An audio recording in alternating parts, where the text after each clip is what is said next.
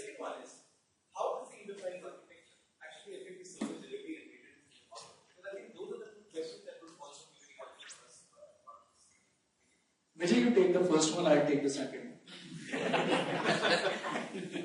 So Ashish, firstly, what we are saying here, if you see our discussion is also, it's not, while yes, we were talking about importance and relevance of our enterprise architecture, because if you see the theme of this also is saying that never start product development without finalizing enterprise architecture. So if we have to do that, we really have to show the relevance and the importance of enterprise architecture and the impact of it on product development.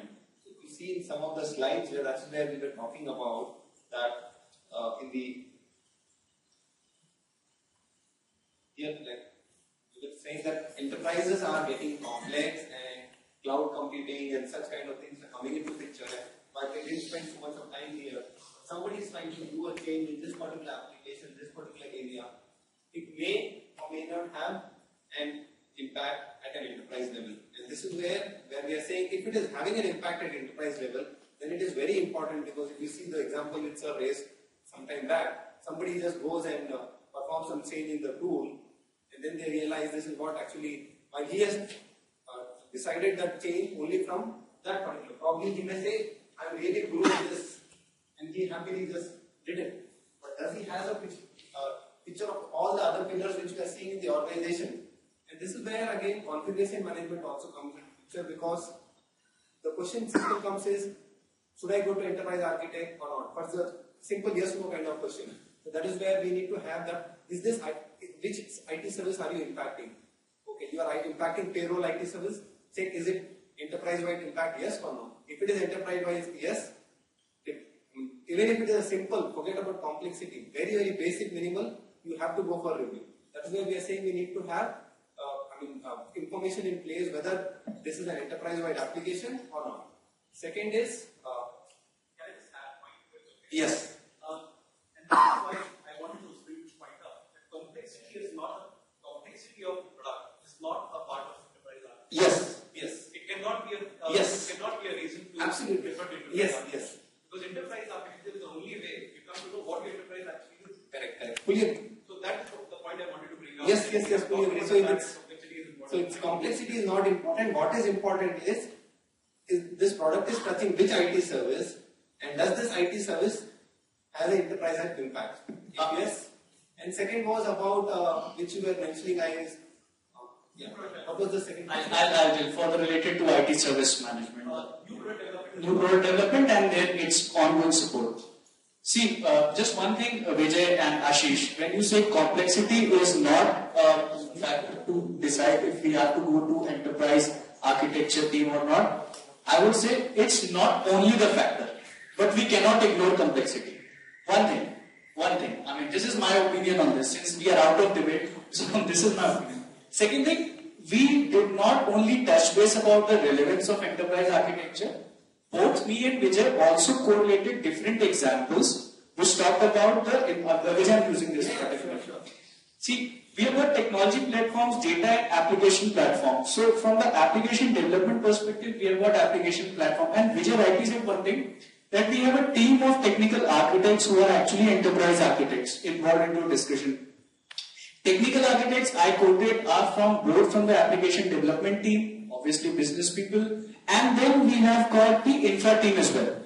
So if there is going to be a change or enhancement or inclusion of new product, major role has to be played by the application technical architects. Whereas when we have got infra side new management services, enhancement improvement, obviously a role has to be played by the technical solution architects who are on the infra side. So, but both of them are required to be involved into the discussion, because one thing definitely affects the other. If infrastructure is not good, obviously the applications which are hosted will not be giving the optimum performance. Whereas if infrastructure is good, but the application is not well tuned or made, or its performance tuning is not good, the result is going to be nonsense. So yes, both of them needs to be taken care of, and we address that particular fact in our discussion. Vijay and Anil, question for both of you. If you are talking about enterprise architecture, and we also asked the question of involvement really confused. Why should IT drive enterprise architecture? Because ideally it has to be the business. Probably one of the key reasons of failure of IT to really take up is probably the involvement of business. Because unless and until business drives it, because if you look at the gap framework, you talk about the business architecture, excepting for the information system and the technology architecture part, most of the other things are actually driven by the business. Because end of the day, why do you need this enterprise architecture? It is to make sure that whatever is your company's vision, you are able to meet that using products or whatever. So that's question number one. Now coming back to this part where you're talking about you need an enterprise architecture to find out whether if there is a change in one application or change in one platform or some change in data, how it will impact. And your configuration management exactly does the same. So why do you need an EA for that? Because ideally, if you have a good configuration management system in place, they can do this kind of analysis. Why do you have to have an overhead by putting an EA there? So point number one, Anand, firstly, enterprise architecture consists of a team of technical architects who have a complete enterprise view. But they are from the IT, they are not from no, business. so I will answer. So basically, otherwise, let me just, you have basically asked us two questions. One is, why is EA required in case of changes we are doing? And second is, the question which you have asked is about is that why EA is only from IT, why not from business? No, what I am telling is, why are you trying to drive or why we are trying to say, IT, or why did I try to say that EA is from IT and not from business, right? So these are two questions. So question number one, which I was coming to, is that the second question which you have asked is, why do we need a technical architect for this? So again, let me correct if there is a little confusion here. Enterprise architecture consists of a team of people who are technical architects. They use certain products which help them to basically do the role of the technical enterprise architecture. They also produce methodologies, processes, and one of the methodologies or the things which they basically would help the enterprise architecture forum to use would be the Zachman framework. And such kind of things, basically they would drill down for their application team. So ideally what would happen in this scenario is that when a person is doing a change, this is something which is flowing from the enterprise architecture. They said, guys, you're doing this change. I know you don't have to come to me for everything, but I'm telling you, check or verify your change, what you guys are doing on this methodology first. So as Mohit had displayed the Zachman methodology, if you see, it basically asks the application developer three questions. When you are doing, how is it doing, what you are doing. So the first one, if you see, like, what are you trying to do? So if the first block itself is the answer is yes, then definitely you have to come to me.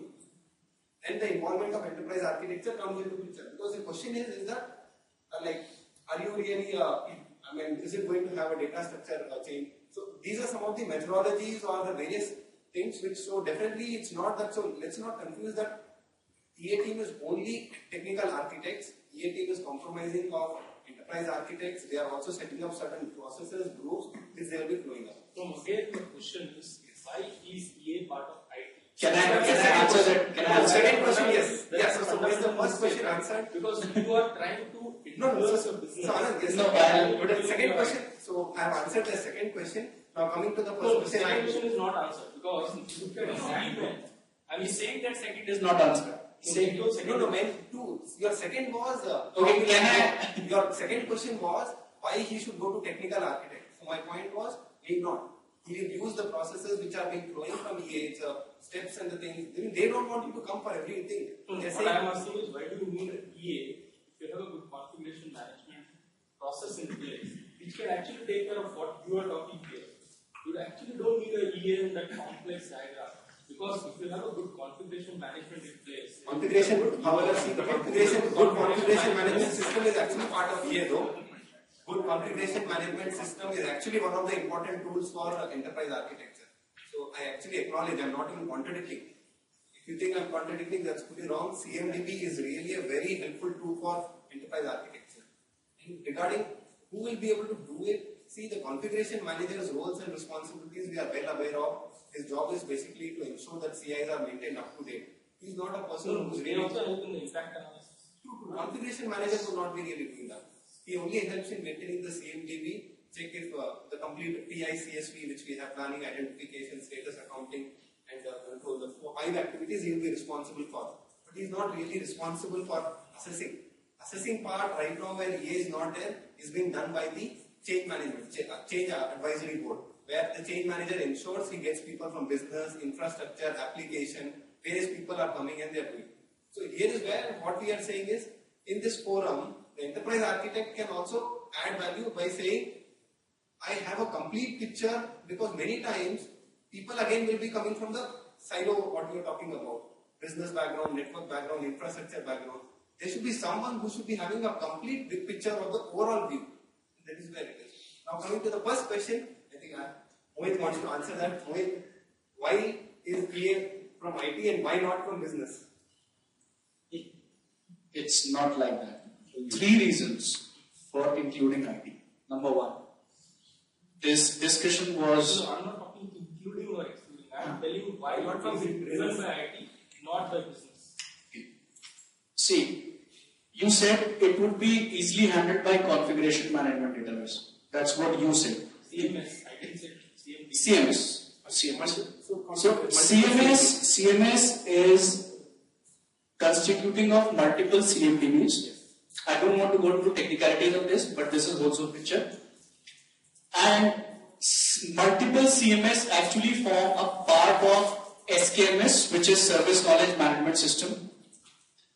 And if we have different verticals in an organization, SKMS or multiple SKMS will form enterprise architecture. I don't agree. No, you might not be. No, for the simple reason that SKMS has to be safe. I know. It has to be common. I have 10 verticals. When I say vertical, I'm talking. Similarly, you cannot have multiple CMS in SKMS. There's only one CMS. Let me complete it. When I say multiple SKMS, when I say multiple verticals, it's like, Reliance Energy and Reliance Infocom, but it's there in the Reliance group. So that is 2 different verticals.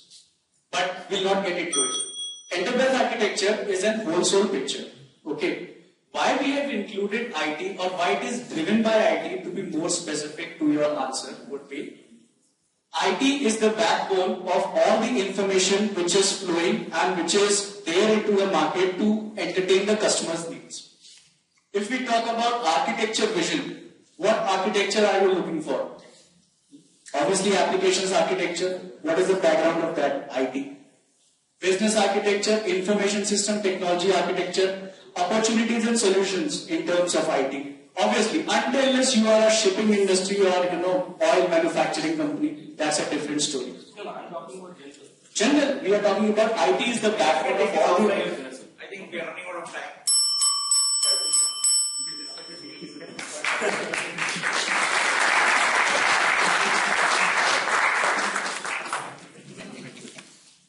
Thank you. Mohit and Vijay. Wonderful debate. Thank you. Final debate. Brought out once again.